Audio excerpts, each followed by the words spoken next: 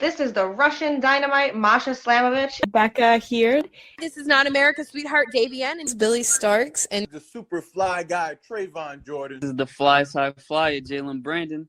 Hardcore Princess, Jules Malone. Hi there, this is the Bubblegum Princess, Alexia Nicole. This is the Brazilian Wonder Woman, Christy Jane. This is the baddest black belt, Chennai Kai. This is Kid Bandit. The smash hit Joel Bateman. This is Robin Renegade. Cody Hawk. Brutal Bob Evans. And you are listening to Wrestling with Entertainment, one of my favorite podcasts in the whole wide world.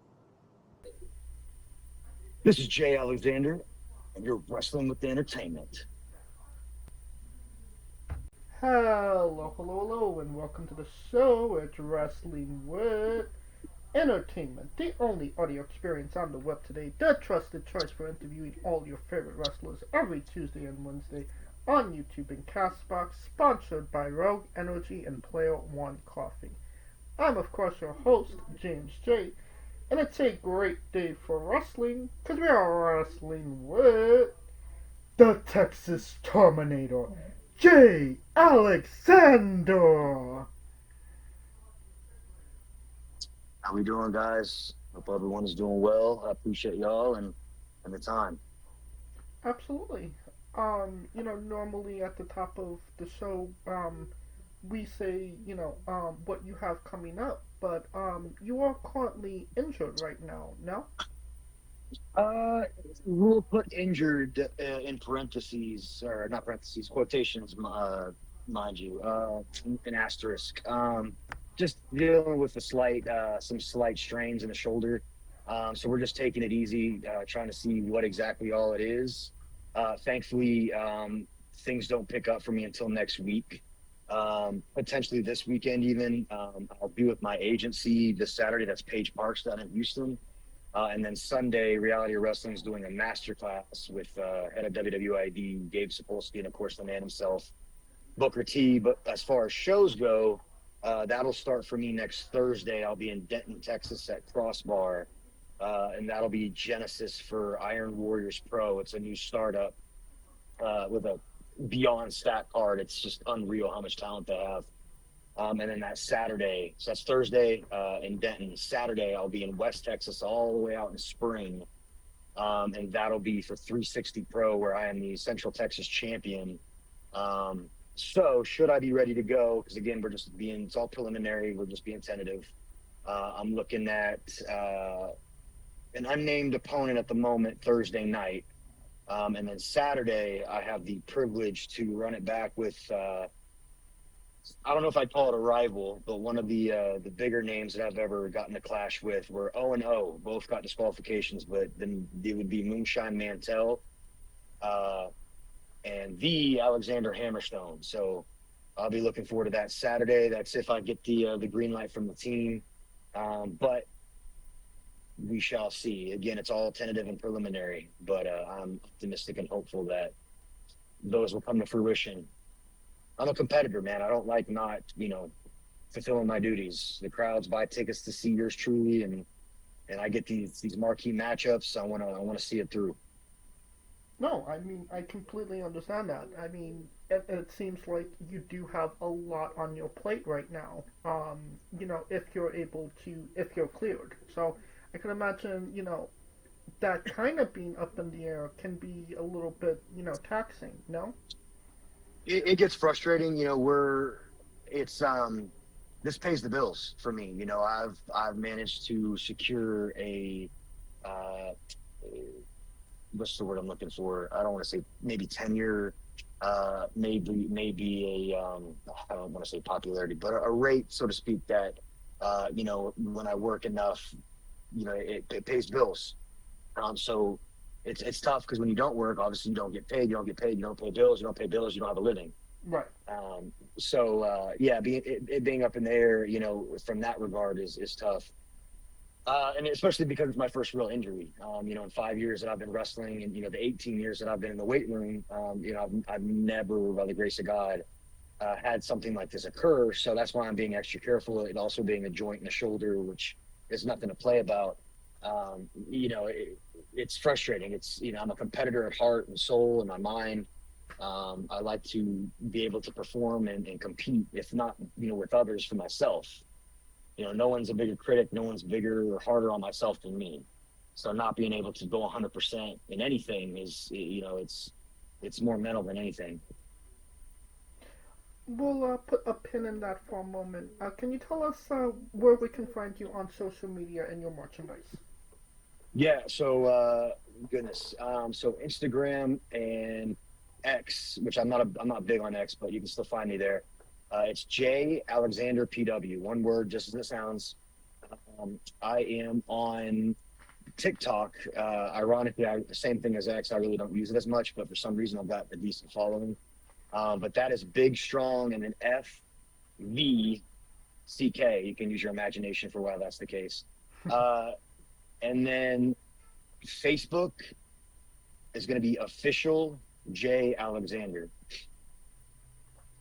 And I'm pretty active on Instagram and Facebook. I'm active on everything, but just Facebook and Instagram, you'll get a daily from me. I'll chat more there. And merchandise? So merchandise, as of right now, I'm actually on Pro Wrestling Tees, and that's official J Alexander. You can also find me and Edge Stone's Overkill. We haven't tagged in some time. We're just too dominant, I guess. No one wants to book us. I get it. I'd be afraid of us too. But me and the Stone Titan, Edge Stone, also do tag together as Overkill, and that's official Overkill on Pro Wrestling Tees as well. So official J Alexander for me singularly, and then official Overkill for me and the Stone Titan. Perfect. And you don't even have to look for it. All of the links to all his social media and merchandise will be in the description of the video below, both on YouTube and Castbox.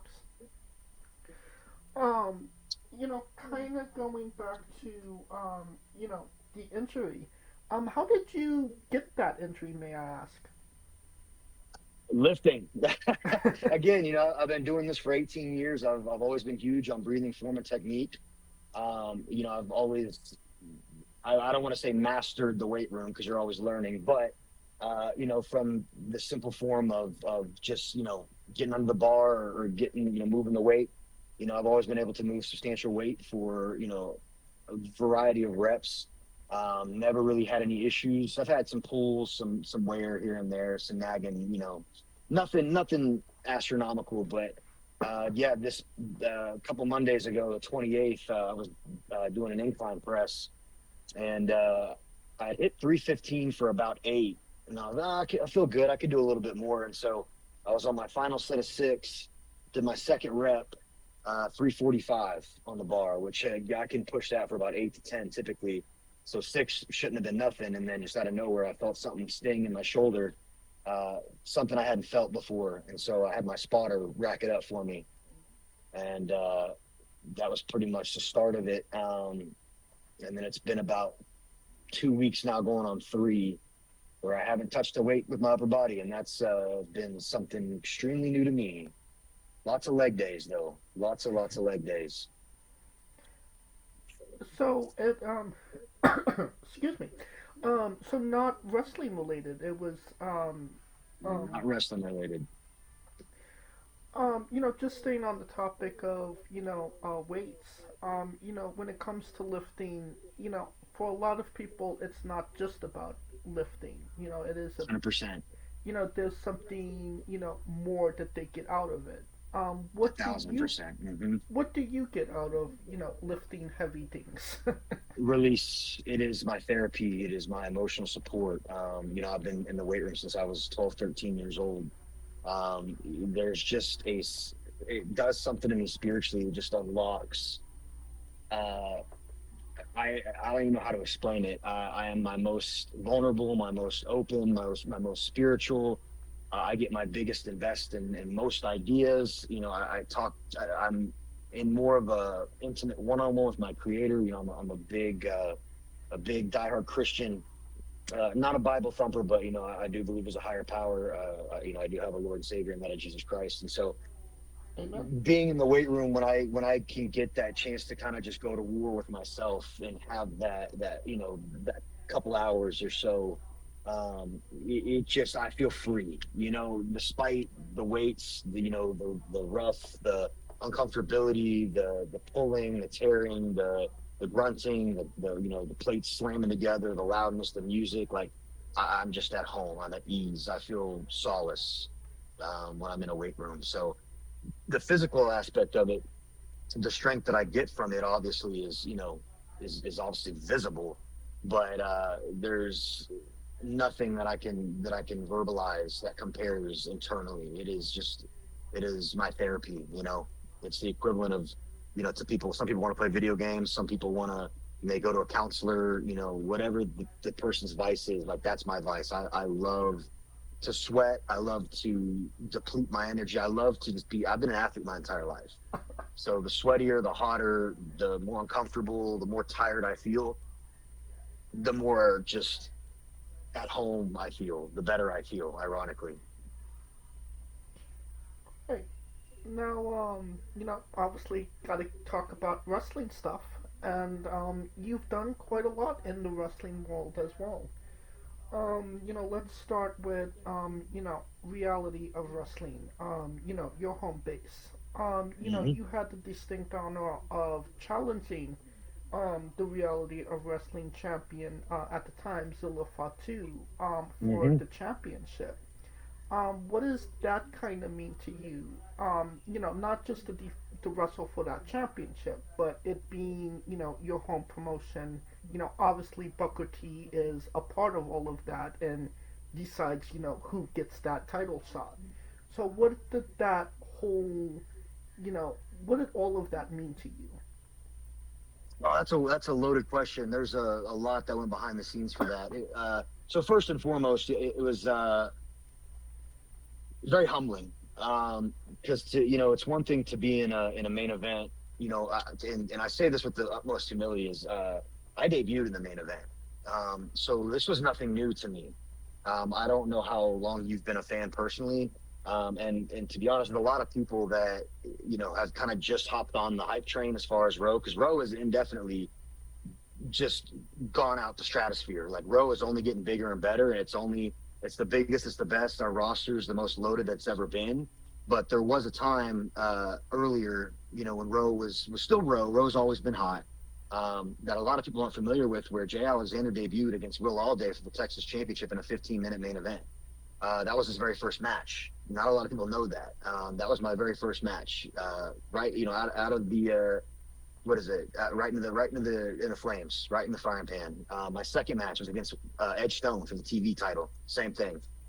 12, I think it was like 12 or 15-minute main event. So my first two matches were against two of the biggest stars, not just in reality wrestling, but in the nation, for championships, for singles gold at Reality of Wrestling. So Booker saw something in me very early. I looked a certain way. I was athletic even then, and it's only gotten bigger and better since. So to kind of fast forward and spare you all the backstory, I've fought for every title at Reality of Wrestling, other than obviously the women's titles.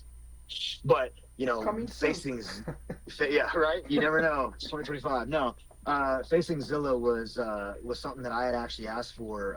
I had done 2 years at Reality of Wrestling, and I won the Texas title in a tournament. That's when Will Allday became double champ.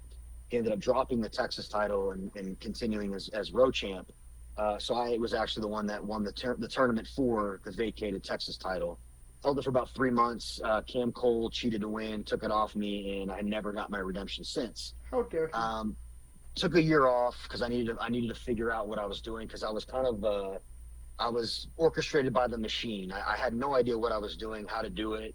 I was just trying to appease Booker, and so that's not fun, right? Like, you want to have fun when you're doing this, not just be on pins and needles hoping that you're not making the boss mad. So I took a year off. I told Kevin, I told Booker, let me go figure some stuff out. 2023 spent time away. Came back 2024 hot, ready to go. I came in hot, had a stint in the Rumble. I won out pretty much all the way throughout the year. Ultimately culminating into facing Zilla Fatu for the Road Championship. And I told Kevin when I came back, I said, I want Zilla. I said, I don't care how y'all do it, what y'all do.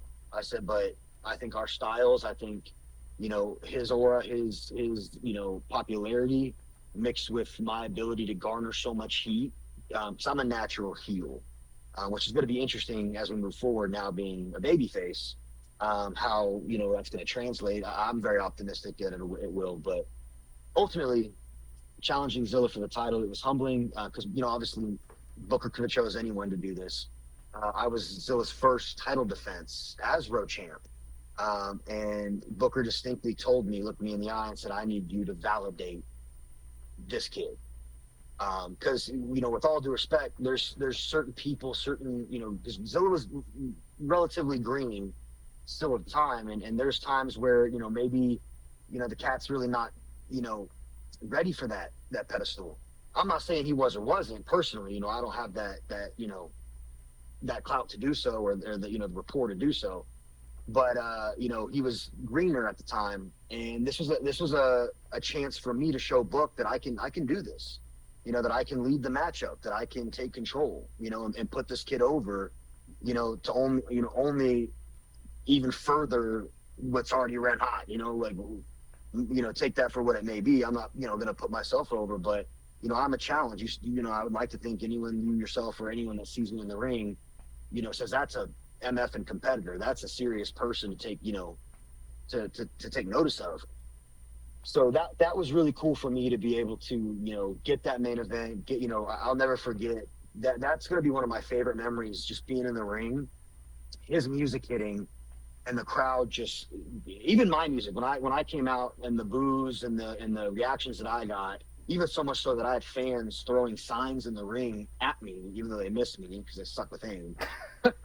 But no, throwing signs at me to then Zilla's music playing, and then the crowd completely flipping to this just, ear splintering, shouting, screaming, cheering, to get that moment. And Chris Russo said it perfectly. I love him on commentary. If you go back and you watch that match on YouTube, it's almost at 300,000 views as it is, with like 200 or 300 comments and hundreds of live chat comments. And Chris Russo said it best. He goes, wrestling is about moments. This is a moment, because it was just me and Zilla eye to eye. And that's what it's about, man. That was the coolest part to me. And I've never had a matchup specifically at Row, with all due respect to everybody. Maybe Will, because Will was so over too at the time when we had our rivalry.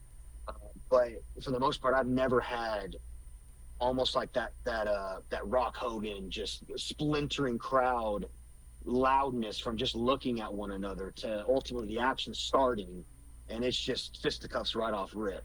You know what I mean? Into, obviously, he caught me slipping, got the big knee on me into the triple V. So, I'd say I'd like to run it back, but obviously, he's not the champ anymore. Who knows? Maybe we'll get a chance to run it back, just singles. But, to have that nod, to get that, and even so much more of the test. I'll give you a little bit more of an insight here. I know I've been rambling for about 5 minutes now, but more so that match. It was a 12-minute match. We get pulled into the office to go over schematics and logistics, and Booker goes, all right, guys, the 12-minute match. He goes, but it's going to be boxing entrances, so it'll be about 10 minutes, but I'm going to cut it down. So I'm thinking, okay, we got about 8 minutes to rock and roll, right? And, if you've seen Unreal, the biggest thing in TV wrestling is time, right? If you got 8 minutes, you want to utilize 7 minutes and 59 seconds of it, right? Mm-hmm. 8 minutes and 1 second. But that's about it. You want to utilize 8 minutes of 8 minutes, if you got 8 minutes. And I'll never forget the ref going, Zilla, are you ready? Jay, are you ready? Ring the bell, Jay, 5 minutes. I'm thinking it's an 8-minute match, but Booker translated to Val, the ref at the time, that it was 5 minutes. And I smiled ear to ear, because where most would crap their pants, I'm in a main event against Zilla Fatu for the Road Championship, and my time just got cut to 5 minutes. How am I going to fit this all in? I had it in the bag. I knew exactly what I was doing. So when everything had concluded and I went to the bat, Booker gave me the biggest smile, the biggest thumbs up and dap. That's all that mattered. The wins, the losses, they come and go. At the end of the day, we're here to entertain. My job was to get Zilla over and validate him as the road champ, and I did just that. So that was really humbling to get that opportunity, to get that test, to get that belief, that opportunity, and to be honest, knock it out the park. Hell yeah. No, you mentioned, standing, face to face with Zilla, that being, a moment. Is that a moment you take in the moment, or is it something that kind of sets in afterwards, like, wow, that happened? I appreciate it. That's a great question. So, to be honest, Here, give me 1 second. I apologize. Mhm. So that's a great question. I love that because maybe back in the day before I left, I would have missed that opportunity because I would have been so set on just getting the job done. However, having taken that time to be away, get my mind right, and then come back and then get that opportunity to do that. Oh, you can bet your ass. I'll see my language. I don't know if I can press on here. Yeah. But you can bet your bottom dollar that I definitely was big inhale. And the whole time, honestly, I was talking to the ref. The whole time, I was telling the ref, like, because I was calling the match, right? So the whole time I was completely present. I was enjoying the moments. I was trying to keep everything on track, and so 100% I was there in the moment. No, you mentioned, taking some time away from pro wrestling to kind of get, things in order. What exactly was you missing, when you took that time away? And what did you gain when you came back?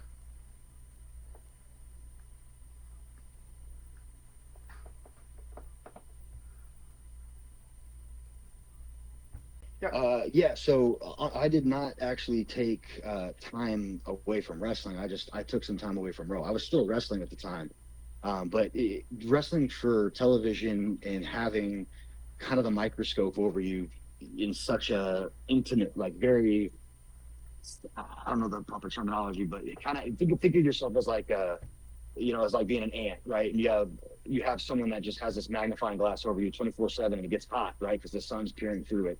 It was almost like that at Raw. I'm not faulting anybody. I'm not knocking anybody or anything of that nature, but it gets intimidating, especially when you're trying to learn. I didn't know what I was doing. I came in and I was pushed to the top of the mountain very quickly, not knowing exactly go ahead.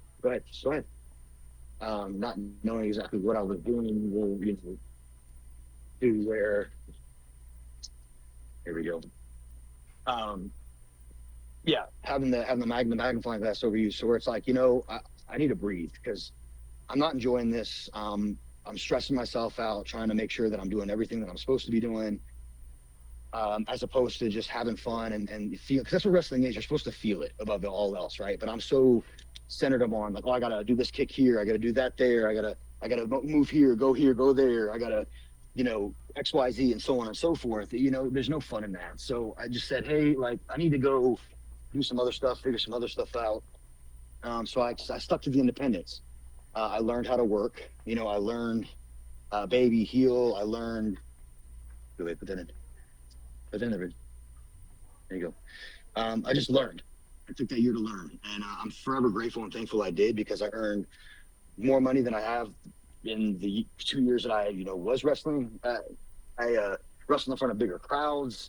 I wrestled all over, more places than I've ever wrestled. Like, it was just a great year, to ultimately where I felt like, all right, 3 minutes, 30 minutes, 5 minutes, 50 minutes, whatever the time was, whatever the stipulation was, whether we're calling it in the back, whether we're calling it on the fly in the ring, whatever it was, I felt, the utmost confident and able to do whatever was required of me.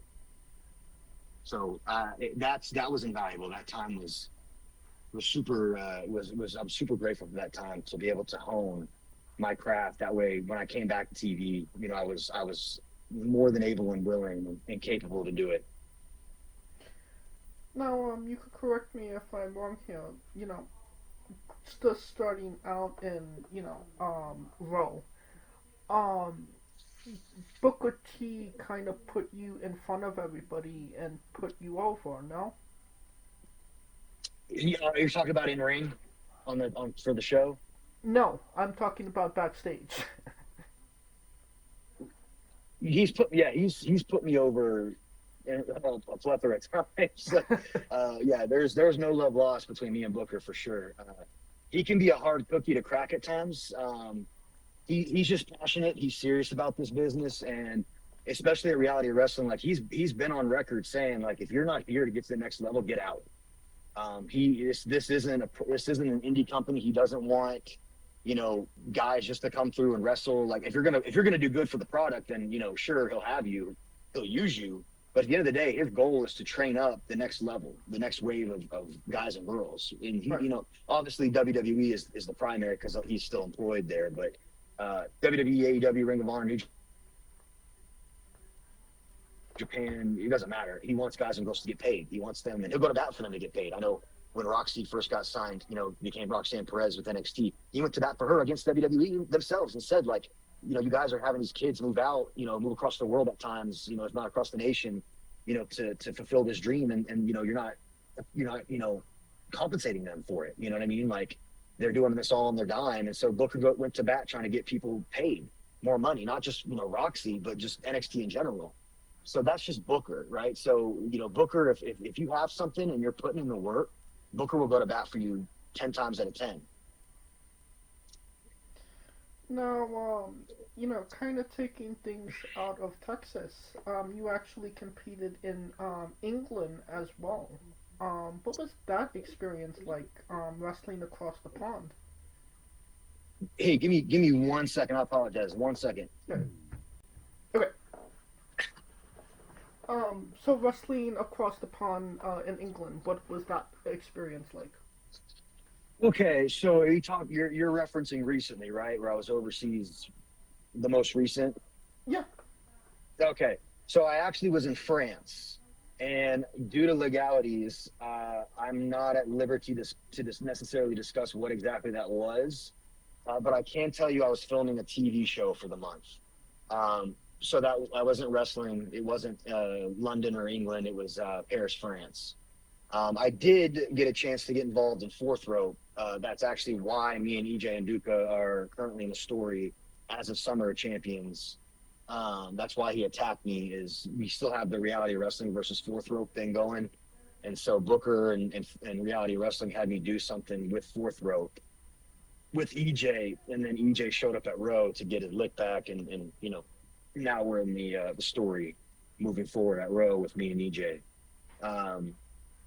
Yeah, so that was that. I did wrestle in Canada like mid to late last year, but no, I did not wrestle in Europe yet. I gotcha. You can correct me if I'm wrong here, but you wrestled Gary J. One more time, I got what? You wrestled Gary J. I wrestled who? I apologize, I can't. Gary J.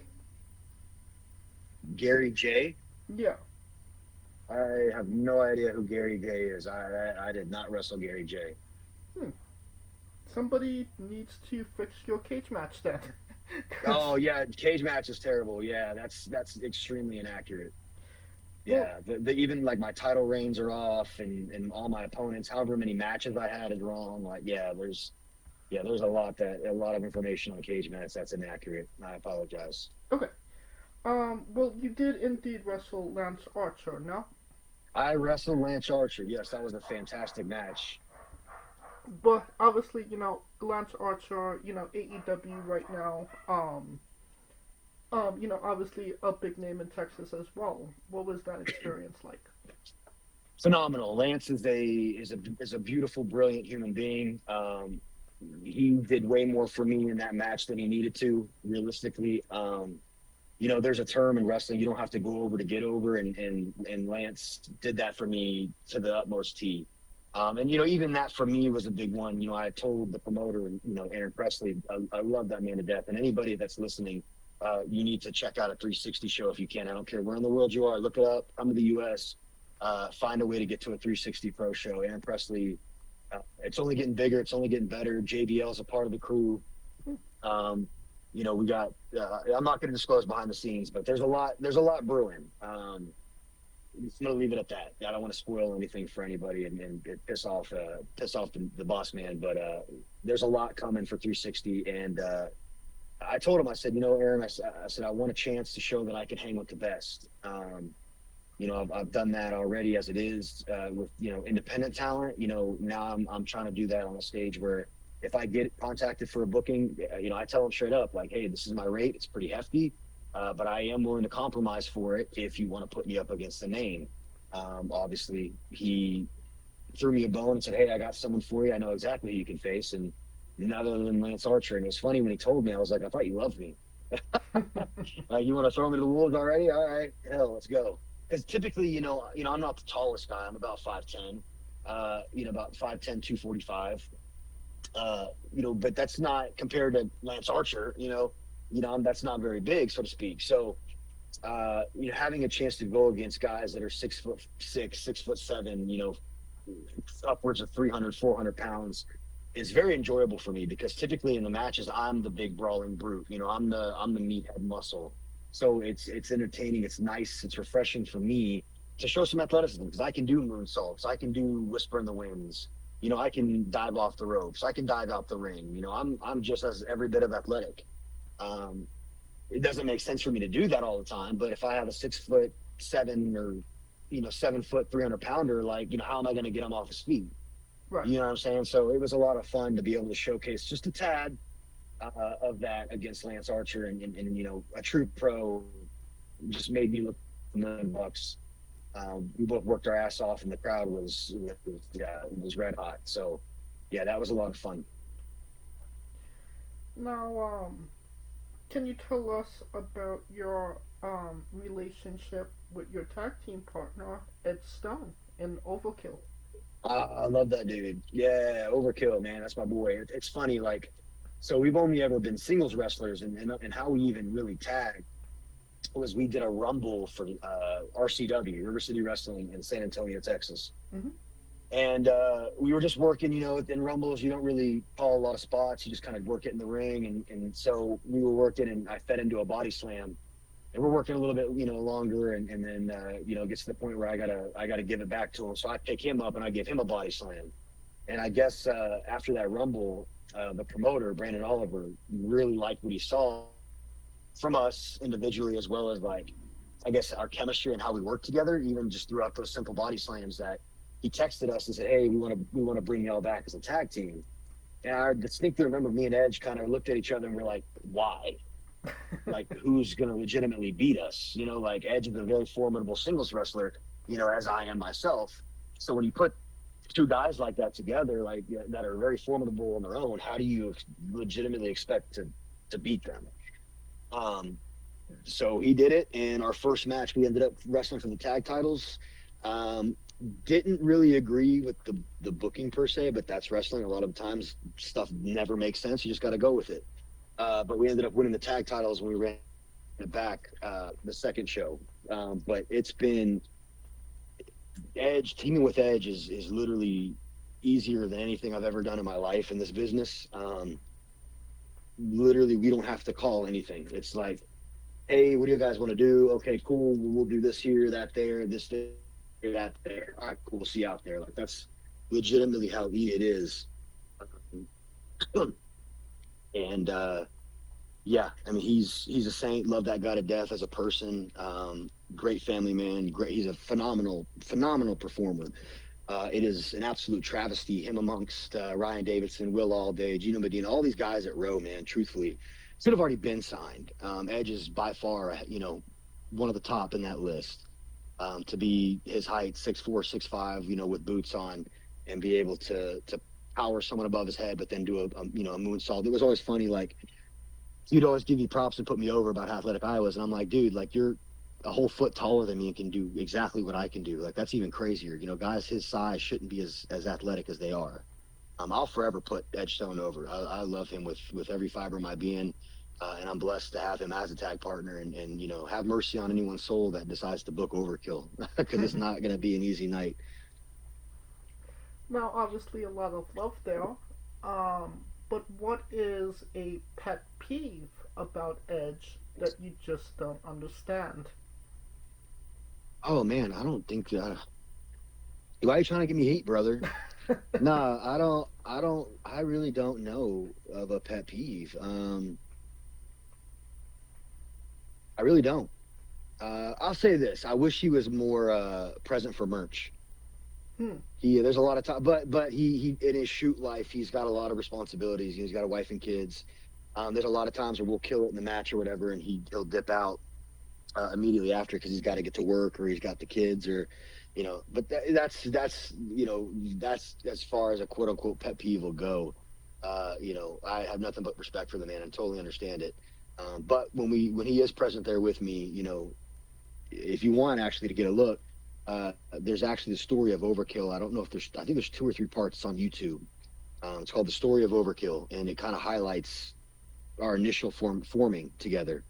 And you can kind of see the popularity that when we won the tag titles, exactly, precisely that we had at our merch table. So I wish he was around more for merch, but I get it. He's got responsibilities.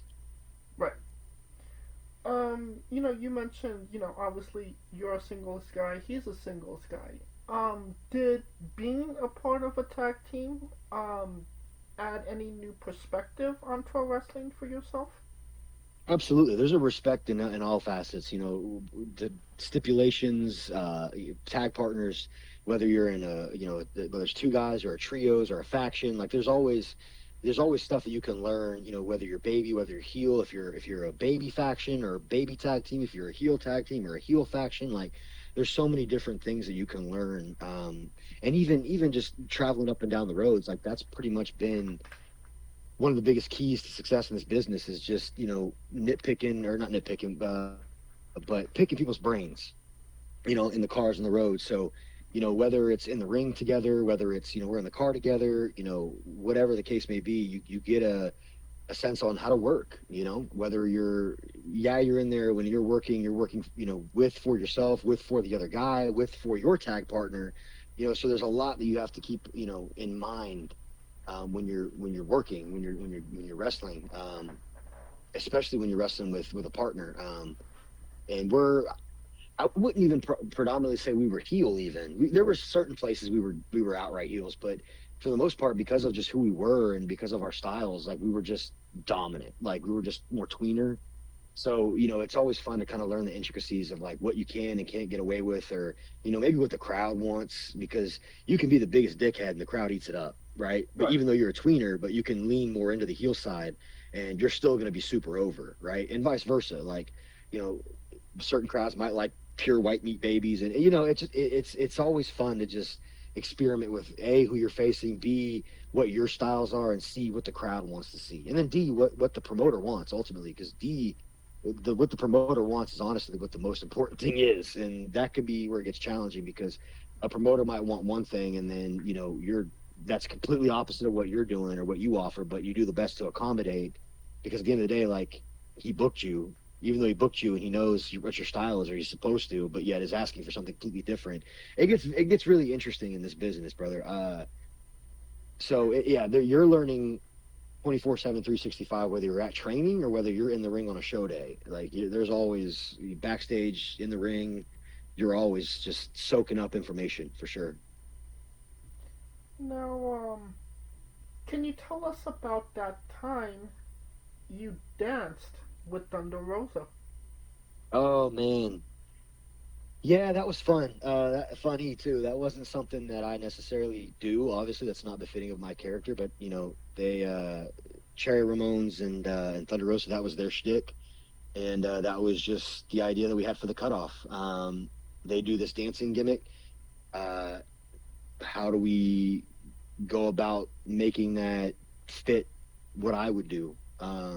Thunder's a pro. She's a pro's pro. A lot of fun, real easy to work with. It was interesting too. Like, I've been in one prior intergender tag, and that was Vixens, and that was at Reality of Wrestling. It wasn't Reality of Wrestling. It was another company, but it was using the Reality of Wrestling arena. And Booker was real big on men better not touch men. I'm sorry, men will only touch men, women will only touch women, right? We're not doing the, intergender shit where women can beat up the men and men can beat. Booker's just old school like that. He wasn't okay with that, because in that match, it was me and Promise Braxton versus Ryan Davidson and Shiva. So he wanted me and Ryan on each other, and he wanted Shiva and Promise on each other, and that was it. So with that being said, it was different, like being in an independent setting and having the free will to do what I wish, because that was ultimately what happened. Is I cut Thunder off and I had to run heat on her. Well, I'm 245 pounds. She's maybe 130 pounds sopping wet. If I give her one good punch, she should be out cold, right? So, how do you go about running heat on a woman as a 245 pound man? So that was interesting. And so I just toyed with her and had fun, but ultimately, yeah, the dance got a really good reaction. Totally their idea. It was really cool that we were able to collaborate on that and get a cutoff out of it. especially one that elicited such a reaction that it did. It was hot. It was good. Well, definitely not your only interaction with the ladies. You were a part of a pull apart between Rhea Bloody Ripley and Nia Jax. Yes. That was a lot of fun too. Yeah, that was funny even because I don't know if anybody saw, but when I was hightailing it, so I was the first one in the ring, and I damn near slid all the way to the other end. I was coming down the ring so fast because it's crazy, brother. When I tell you, you're in Gorilla, and yeah, you're watching the monitors, you're waiting for the cue. Adam Pearce was like, "Hey, we'll guide you out. Just follow me." Okay. He gives us the cue. He comes out, so I hightail it out and do. And I tell you, I turn that corner and you see those tens of thousands all the way up. I mean, you just go black, right? You're so excited. Your adrenaline is through the roof. I don't think I've ever run faster, and my shoes weren't tucked, right? That's just the way I had my that's why I like how I like my style. So I slid in the ring, and I went to get up. Well, how I planted my left foot was kind of off, and so my shoes are knitted, right? They were like the Adidas NMD knits. Okay. So it slid right off my foot, and so I went to take that step, and I almost kind of like tripped and fell, but like I managed to catch myself. Well, Rhea was right there, so I just grabbed the waist, whatever I could grab. Well, ironically, my face was right on her ass, right when I grabbed her, but it was only there momentarily because I grabbed her and like twisted her around and pushed her back to the turnbuckle. And so that schmoz goes down. Nia comes in, gives us a splash. I fall. Well, ironically, I fell right by my shoe. So I grab my shoe and I throw it on real quick. I go to roll out. Well, Adam Pearce steps over me to get in the ring. So I roll out to go to the second part, and that's where Rhea does the flip off the announce table under Nia. So yeah, that was a lot of fun. It figures it couldn't just go perfectly. My shoe had to come off, but whatever. Makes for an interesting story, I suppose. For sure. That being said, what was it like being backstage for WWE? Maybe it's I like to say it's a window into maybe a world that you would like to be a part of one day. Oh, 100%. It was surreal. And the one thing I said just in general was how fascinated I was. Like, dude, for a multi-billion-dollar company that has so many moving parts to it, they legitimately have it down to a science. Like, it's wild. Like, I pulled up, this was in Dallas. I pulled up to American Airlines, and I mean, they had guys out in the street, like, directing, like, for valet. So I valeted my car, which I don't think anyone else knew that you could do that. I think I was one of the only ones that did it. So I don't know. They told me I could do it, so I did. So they take my car. I walk down. I follow the guide or whatever. Walk down into the meat of it. You got Cody's. I see the Wheatley vodka. You got Cody's trailer there. I didn't see him though. I didn't meet him, but I saw the Wheatley vodka trailer. I saw all the trailers and such. And you walk through security.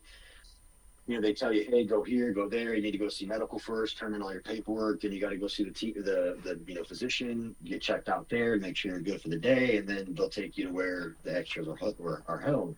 But you're just walking backstage kind of freely, and I mean, there's Rey Mysterio. What's up, Sheamus? You know what I'm saying? Like, oh, Damian Priest. You know what I'm saying? Like, oh, Natalia. Like, everyone's just walking around freely, and it's just like, oh shit. Like, you know what I'm saying? Like, you're here, like you're really a part of this. And then the funny part was where they had us was literally right, like, so they had us in like this restaurant where that's where our hangout was for the extras, and there was this big window outside the restaurant, and literally that's where makeup was. So I mean, literally all of the girls, Raquel, Liv, Rhea, Natty, everyone, all the female, Bailey, they were all there getting makeup and everything. And it's funny because you don't want to like watch them, right? But like they're really right outside their window. So it was just funny. So we chilled in there for a couple hours, and then ultimately they bring us out, and we're sitting ringside. And then that was, I think, the coolest part, because you see the whole roster. You're sitting there at ringside, and you see the whole roster just like going over stuff, talking to producers. This is segment whatever. Like, that was the coolest part to me, is like having been a part of Raw.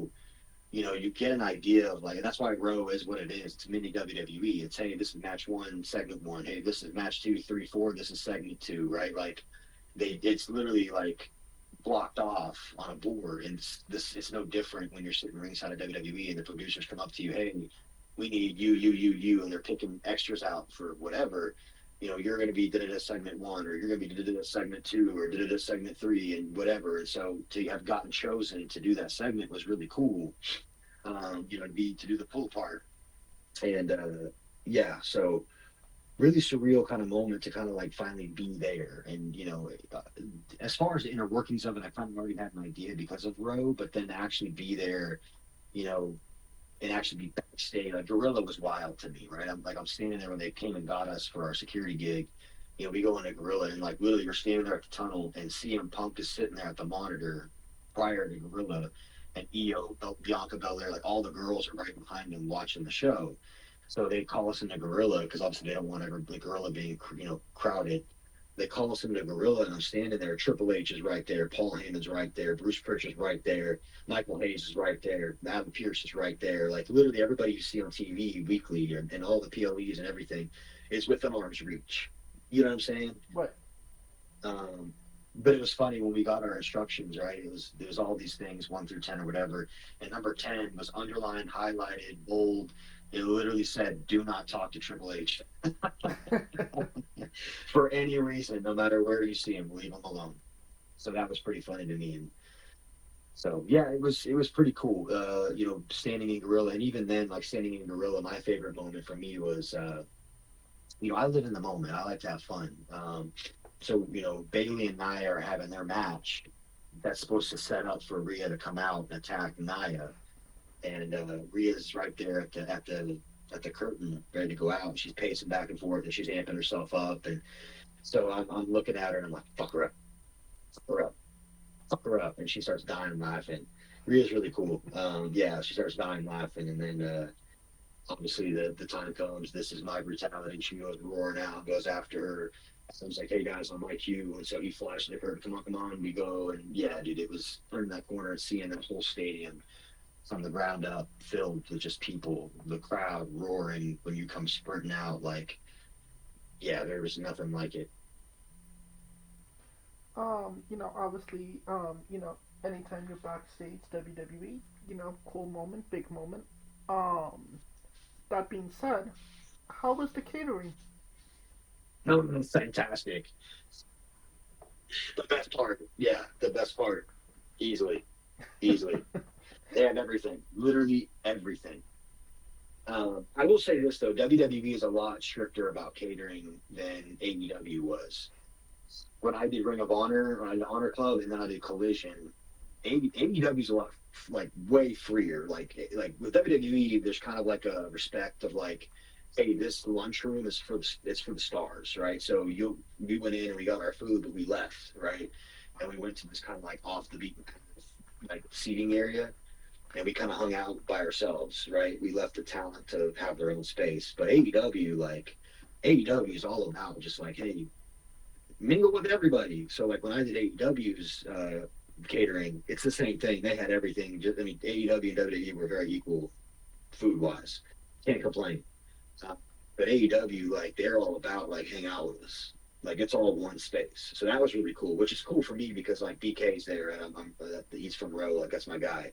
Lance Archer, love Lance. Shane Taylor, love Shane, right? So, like, Khan, I've had many matches with Khan from, Gates of Agony. Mm-hmm. So it's stuff like that where it's like I get a chance to actually, like, see my guys and hang out with them. So it's a little bit cooler, more laid back with AEW. But obviously WWE is WWE for a reason. Right. So catering is top tier, spot on. Can't complain.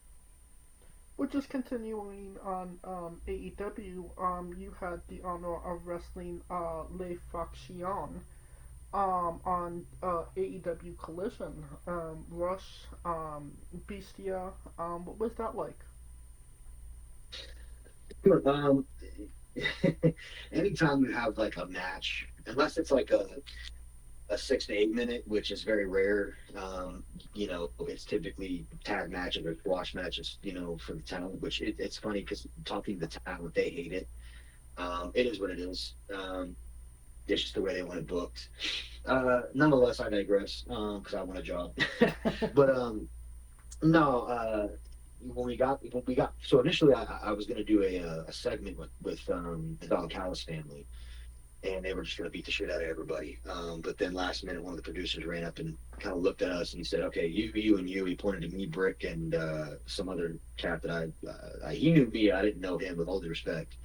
I guess his name was Aries Alexander. And I'm like, damn it, another guy with the name Alexander. They're going to think we're brothers, which I didn't want to. I didn't like that because I don't like being affiliated with anybody unless I personally want to affiliate with myself. Right.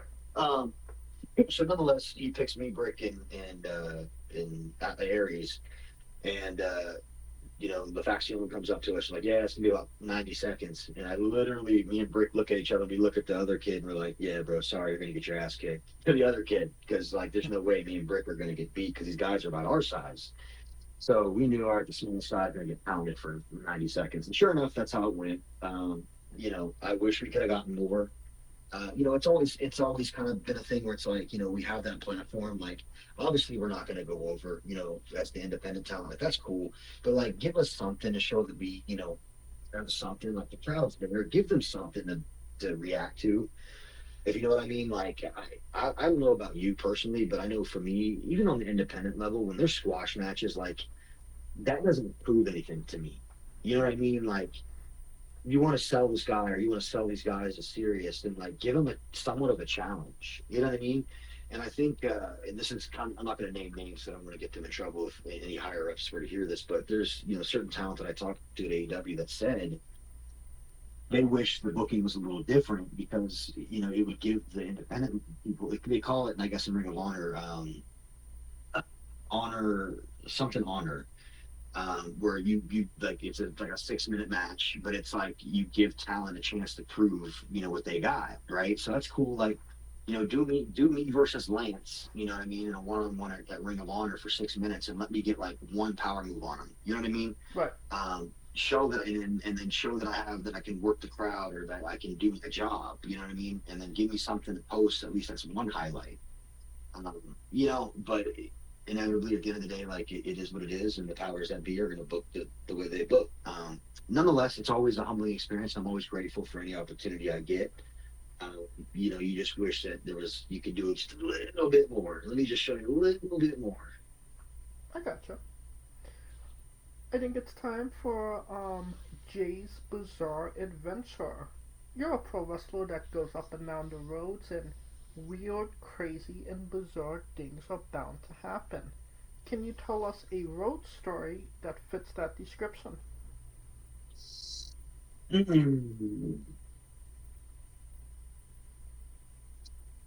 Man, to be honest, I've kind of had a very privileged and very blessed road life, albeit if I do travel with people, or really more times than not, I fly because I'm bougie and I'm high maintenance. So I really don't have any crazy stories. I've also only been doing this for, about 4.5, 5 years now. So even with that, like that's not really that much time. I guess I would say the craziest thing that has happened to me on the road is I had somebody flash their gun at me. And I think that's hysterical to me because it's Texas. You know what I mean? Like everybody has guns in Texas. I have a gun. So I don't know why you would get off thinking you could flash your gun at somebody. And that didn't end well for him. I'm not saying that bullets were exchanged, but he waved his at mine. I waved mine at his. Mine was bigger. He got insecure and he disappeared. So that's all I'll say on that. Yeah, that was pretty wild to me. Other than that, I mean, I really don't have any wild off the top of my head. I can tell you that now when we hang up, I'll be like, dude, it was like 4 stories I could have said. But yeah, that was the number one thing that pops in my head immediately. I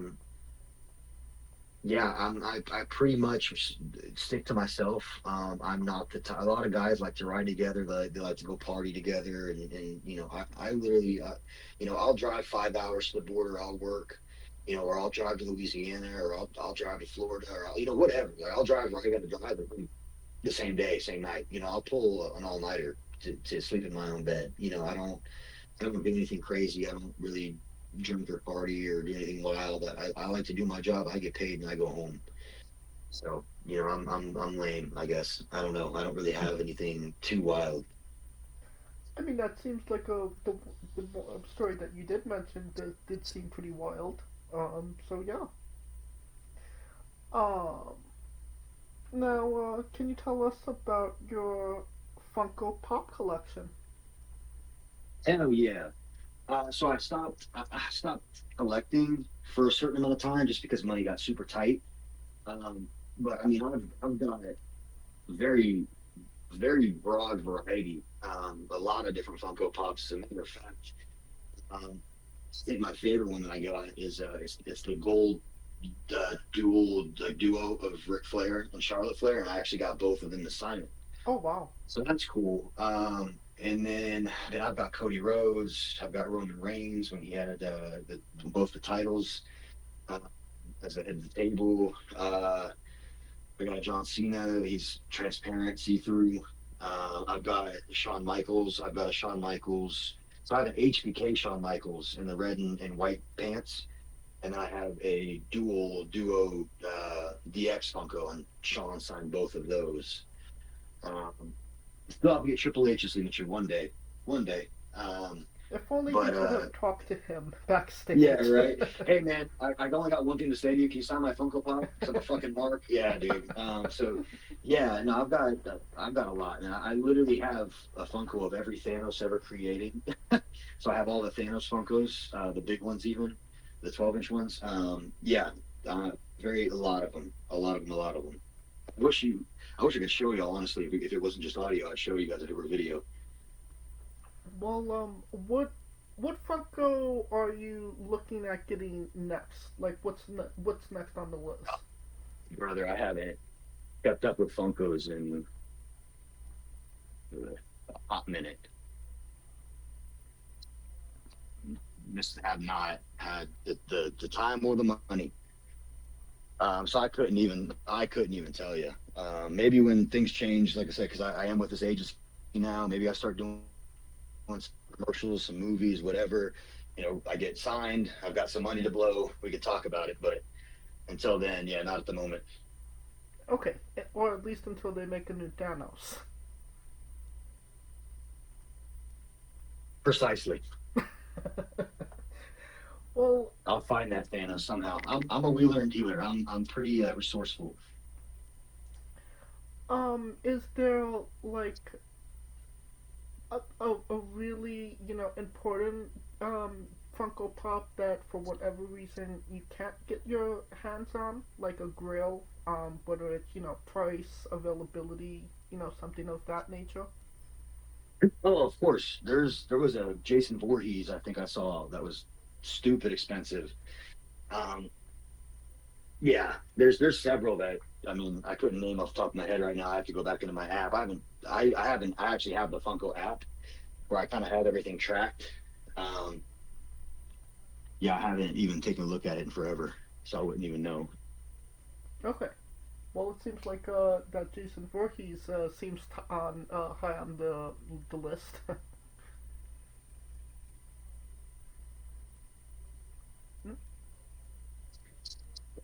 Okay. Yeah, sorry about that. I'm trying to deal with the kids. No worries. All right. Can you tell us about your love of Lord of the Rings? Love Lord of the Rings. I love how you got your info. That's awesome. Yeah, Lord of the Rings. I've been a Lord of the Rings mark since I was little, really. I just love like medieval lore and actually one of my favorite fondest memories growing up was I go to medieval times with my family for birthdays, and I loved being a swordsman. Aragorn was always my favorite character. So yeah, dude, huge Lord of the Ring mark. Have a lot of the Lord of the Rings Funkos too. There's actually a few. It's them and the Goonies that I want the full sets for, but I haven't. There was a guy that had all the Goonies Funkos, but I just didn't have the money to connect with them and get I got a couple from them, but I didn't get the rest. But yeah, Lord of the Rings. Yeah, same thing. There's a few that I would love to get my hands on, but it all just boils down to money as well. I had all the games on PS2. I love medieval fighting. Lord of the Rings was just such an epic story. It's crazy too because I would love to rewatch them, but especially with my fiance, she has the attention span of a squirrel, so there's no way she can sit there for 3 different movies of 3 hours. So yeah, they're long, but yeah, they're fantastic movies. Huge fan of Lord of the Rings. And if you have the extended edition, then it's 4 hours. Oh yeah. Personally, I think that that's the right way to watch them with the extra content, but I can understand where that could be a lot for some people.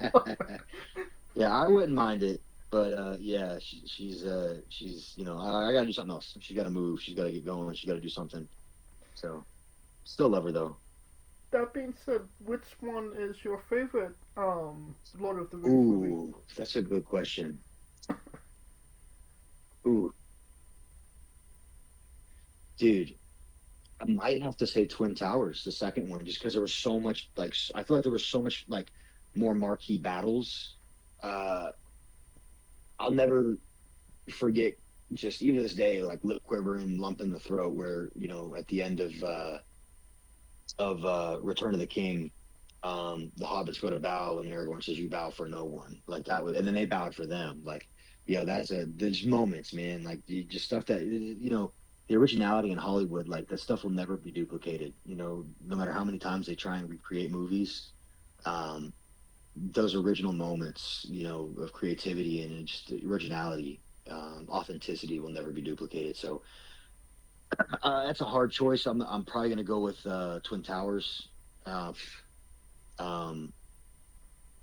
That two. I'm saying that right? It's the Twin Towers for the two, or Yeah, the two towers Okay. or the Twin Towers, Bob? Yeah, something like that. Yeah. Yes, the second one, because I feel like there were more marquee battles there.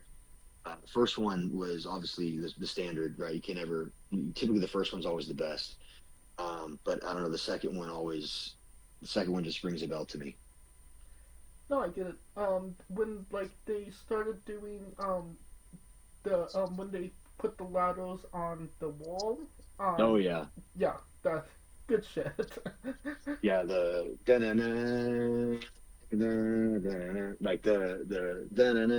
the theme. Oh man, Yes. yeah. The music, dude. They don't make music like that anymore, dude. Lord of the Rings, and even Star Wars, man. Shout out to OG movies that just knew how to friggin' make something special.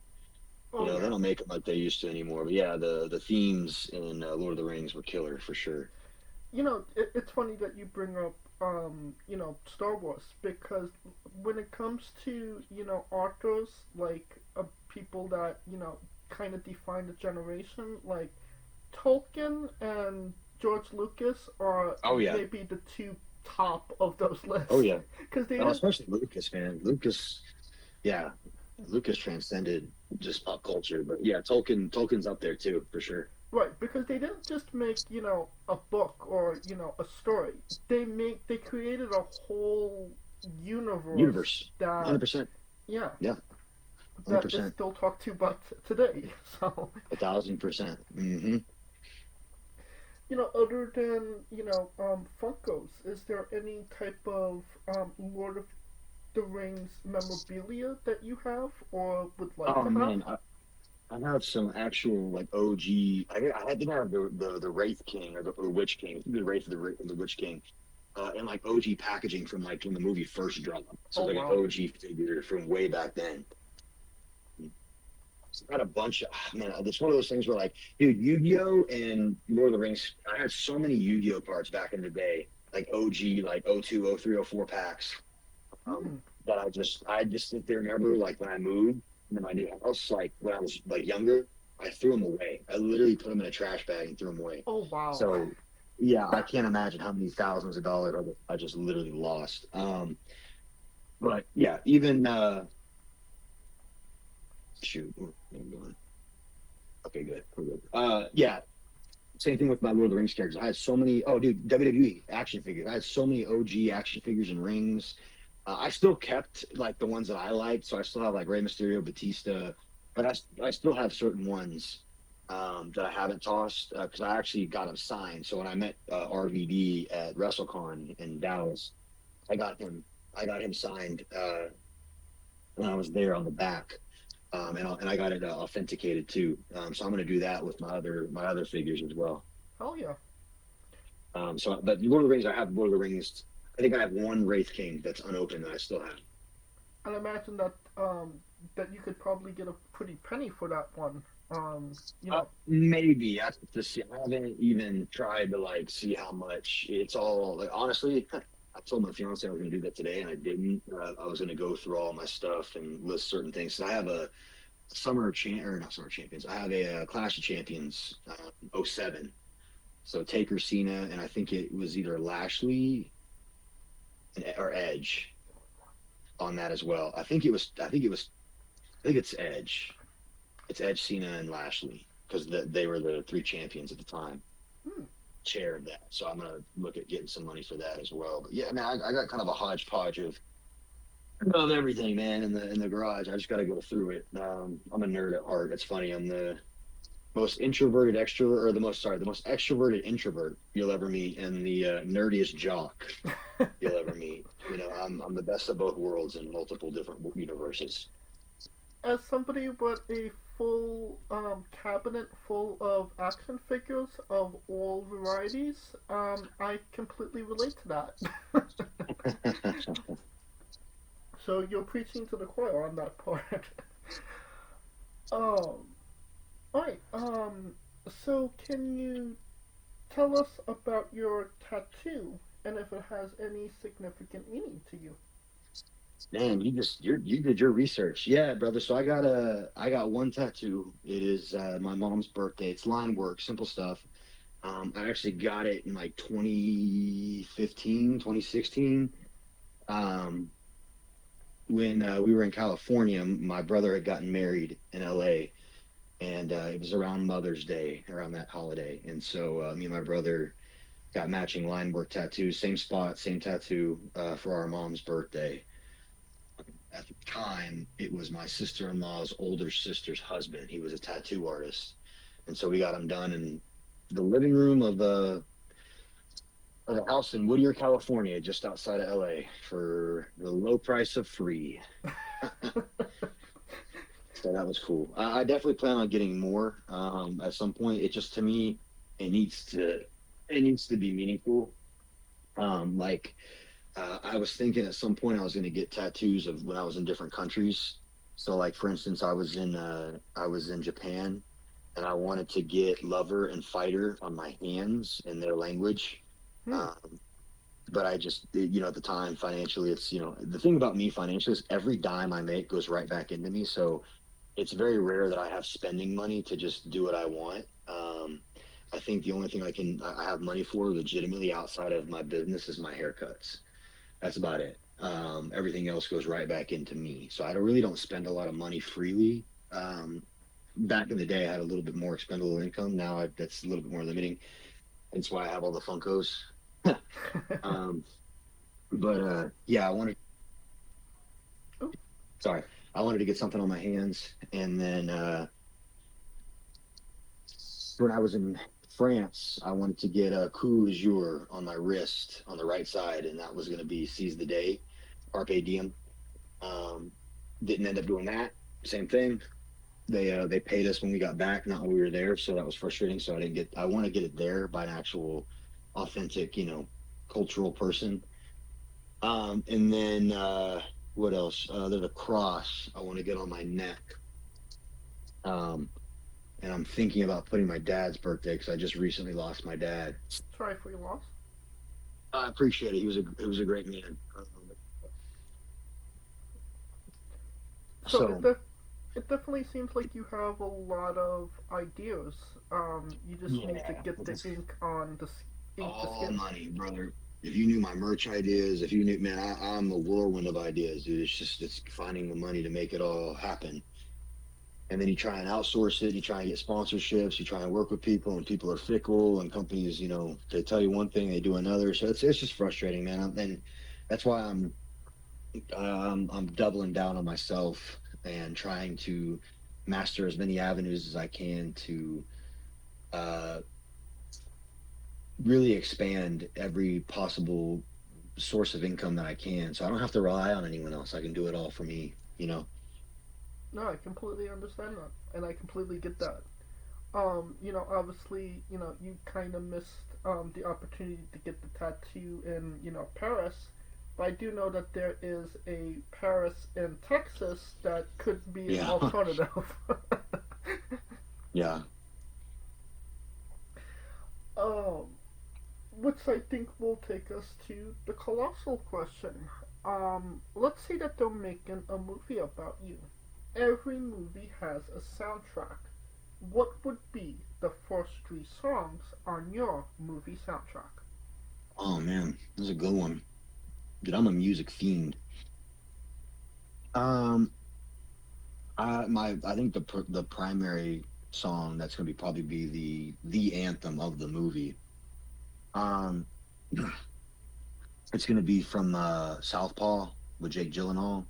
Hmm. Um, let me see if I can look it up real quick. Pull up that good Spotify. Yeah, so it's Beast. It's by Rob Bailey and the Hustle Standard, and it's featuring Busta Rhymes, Tech Nine, and a few other rappers. I would highly recommend that for the gym. That's one of my favorite go-tos. But that would probably be the soundtrack, like the main song. Okay. Um, the other two, ooh, that's good. Man, I like so many different. Um, so I feel like I'm a big proponent of mental health. I feel like no matter what your story is, there's always, everyone has their own demons to whatever that may be. I feel like for me, um, a song that always gets me in my feelings, um, it'd have to be a mix between uh, Like a Villain and The Gray by Bad Omens. So whatever one of those two or both would be two. Um,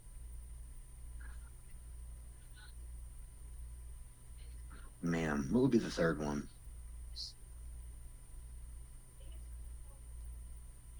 Mm,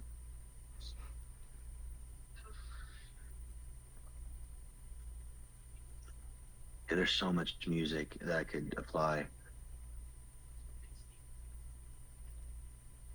Well, And I'll say I'll make it meaningful. The third one will go "Shine Your Light" by Robbie Robertson. That I take a lot from my parents. My parents are my heart, my soul, my foundation. And in Ladder 49. I don't know if you've ever seen that movie or heard of it, but it was in the early 2000s with Joaquin Phoenix and John Travolta. Um, it was a movie about a fireman, and the opening of the movie is they're fighting this massive blazing like structure fire, like it's a massive building. It's a big concrete like work, almost like a oil rig, not an oil rig, but it's some sort of commercial business, but it's like 100 stories, like it's massive. And long story short, he gets Joaquin Phoenix, his character is the fireman, and John Travolta, he's the chief. And so John Travolta's outside, he's giving the orders about all the firemen and everything. Well, Joaquin Phoenix gets caught in the fire, and ultimately he falls through some stories and ends up basically, long story short, dying in the fire. But throughout the course of the movie, he's having these flashbacks, and it's telling his life, right? His hardships, his goods, his trials and tribulations, his successes. Like it's just highlighting this man's life. But it's from a very anyone can connect with this. You know what I mean? Like it's everyone's trying to have a family, live their life, make their money. Find true love. Be successful. And for him to pass away at the end was just really, really sad. It was a great movie. Well, my dad, was a fireman for 30 some odd years, so that connection was already right there. He ended up becoming a fire chief himself. But in that movie, when Joaquin Phoenix's character passes, they do the funeral at the end, and it plays "Shine Your Light" by Robbie Robertson, and I always just connected that with my dad because it's apropos, it's applicable. So yeah, those would be my three. Beast by Rob Bailey and the Hustle Standard. Two is a mixture of Bad Omens, Like a Villain or The Gray. And then three is Robbie Robertson, Shine Your Light. okay. Definitely a solid 3 picks to say the least. And everybody knows you get the soundtrack first, then you write the script, and then you go the casting. Who plays you? And you can't say yourself because you are obligated to make a Stan Lee-esque cameo. Who plays me?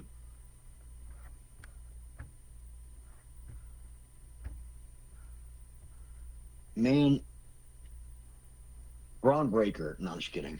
Because Jesus, like, I get so many friggin' comparisons to him. So I'm gonna say Braun Breaker just for shits and giggles. If you want an actual actor, man,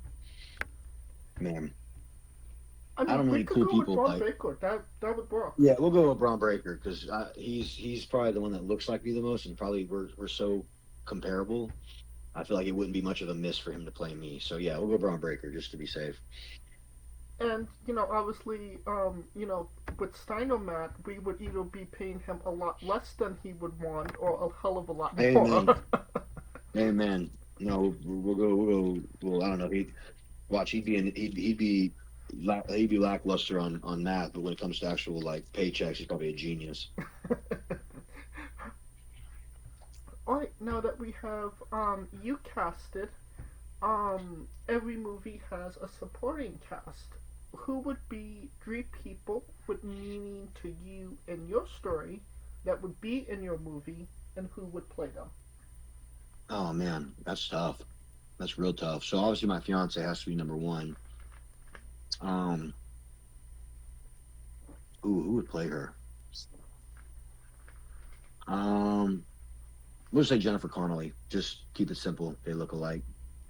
Fair skin, dark hair, dark eyes. So Jennifer Connelly, will be my fiance. Solid pick. My mom is my heart and soul, my anchor. My fiance and my mom are equal levels. Who would play my mom though? There's actually a movie, I think called Jima or something like that. Let me look real fast.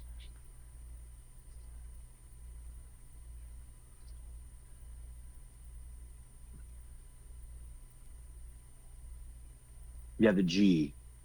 So the movie's called The G, and pretty much the story the story of the movie is, it says a mysterious older woman seeks revenge on corrupt whatever that ruined her life. So that would be my mom. Whatever actress plays in The G, Okay. that would be her. So my mom's like that. You F with me or you F with my family, my mom's gonna hunt you down. She really will too. She really will. She's a psycho. So whatever actress plays the lady in that movie would play my mom. And then Dill Dickey? who? Dill Dickey. That's the woman that plays in that movie? The G, yes. Okay, then it would be her. Just from that character in that movie alone. Like, I don't know if Dill Dickey, she doesn't resemble my mom, but she, that's how my mom would be. And the third is hard because I have like 2 or 3 best friends that like I would go to war for. But let's just do this. 2 of them are a little bit heavier set, but I think this one character could play both of them. So I'll probably just say Ryan Davidson. He's my mentor, my trainer, my best friend. I'd say Kevin James would play him. Perfect. And he has experience with Here Comes the Boom, so... There you go. Well, this is sounding like a great movie. A blockbuster to say the least. And you could pre-order the tickets now. Onto a controversial subject. Pineapple on pizza. What's your stance? I eat it. It's not my favorite, but I eat it. Okay, so leaning more towards pro. Yeah, I'm not going to argue it. Alright. What's your spirit Pokemon? My spirit Pokemon, I have no idea. I'm not a big Pokemon guy. Well, let me rephrase it, because you did mention Yu-Gi-Oh! Earlier. Who's your spirit Yu-Gi-Oh! Character? Oh, man. It's been a while, man. Exodus, though. Exodus? Exodius, right? Exodia, Exodius. yes. Yeah, Exodia. That's what it is. I'm tripping. Yeah, Exodia. Perfect. We love the late great Tracy Smothers on the show. Do you know Okay. the acronym for Doug? THUG. Do I know it? Yes. Unfortunately, I do not. T is for terrible, H is for hell, U is for ugly, and G is for jail, 'cause a Doug can't spell. Gotcha. Yes, we love the late great Tracy Smothers trying to keep the memory alive on the show. Weirdest question you'll be asked on a wrestling interview, hopefully. Would you ever consider wrestling a rock? Not Dwayne Johnson, not the country, an actual physical rock. No, because I like my health and I don't want to get hurt. Well, just for context, there is a wrestler named Psycho Mike that indeed wrestled a rock for over 15 minutes in a Tungsten Man match. That's an Iron Man match that lasts for 2 weeks. It sounds terrible. Yes, he tore his meniscus. Doesn't surprise me. On a more serious note, where do you see yourself in 5 years? Successful. And that doesn't necessarily mean wrestling. It could be, I've done MMA, I've done bodybuilding, I've done wrestling, I'm getting into acting and modeling. I've done my fair share of commercials already. I see that becoming more of an occurrence here soon when I start getting on sets in September. Successful just means like financially free. So no matter what it is, I'll make it happen. I've always done very well in business, sales, as a shoot job before I got into the business. So, whether it's business, whether it's wrestling, whether it's bodybuilding, whether it's MMA, whatever, acting, modeling, like I just want to be financially free and successful. And what is a match people should go out of their way to see that best shows off what you are all about as a pro wrestler? So you're talking about my matches or just a match in general? No, one of your matches that you would Okay. show somebody that shows off you as a pro wrestler. So I think if you really want to see me work and storytell, and really understand the true beauty that is Jay Alexander, it actually was match of the year for APW, Advanced Pro Wrestling, out of Cleburne and Alvarado in North Texas. It's Jay Alexander versus Shogun Jackson Stone. At the time, he was at TNA. I had to drop the belt to him, and we had about a 20 or 30-minute main event. I remember specifically I told him, with all due respect, you're more tenured. You're the TNA guy. I said, but you're going to shut up and you're going to do this match the way I want to do it. Because I won the title in a big way. I want to lose it in a big way. And so that's what we did. And that entire 20, 30-minute match, I literally created the entire match from start to finish. And it won APW Match of the Year. And it is nothing but pure psychology, hard-hitting strikes, massive slams. Honestly, we even worked for free that night because we destroyed the venue's tables. Not purposely, but it happened. So we ended up taking our paycheck and turning around and giving it right back to the venue. But yeah, that if you want to see wrestling in its purest form, storytelling-wise, Jay Alexander versus Jackson Stone. If you want to see really anything else, any other match, if you just Google or YouTube Jay Alexander wrestler, any of my other matches are okay. But I think the one that tells the best story, that it's just two big meaty men, ripping each other apart. Crowd interaction, the crowd was loud, everything it literally touched everything. Jay Alexander, Jackson Stone.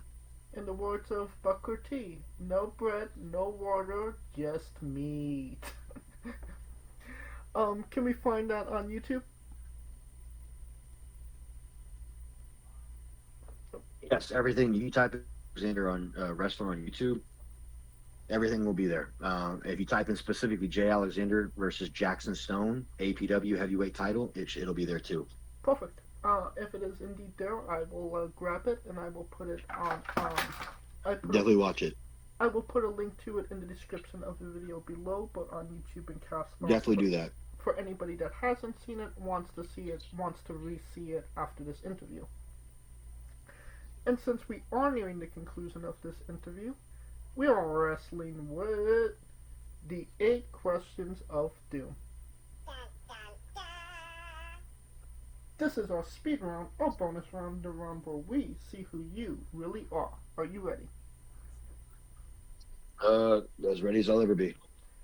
Excluding yourself, greatest wrestler of all time. Oh, I hate this question. Ryan Davidson. Worst wrestler. Worst wrestler? Jesus. I have no idea. I'm skipping that one. I have no idea. Worst wrestler, I have no idea.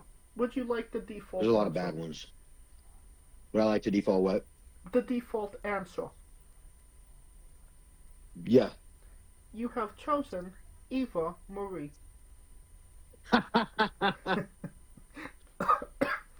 No comment.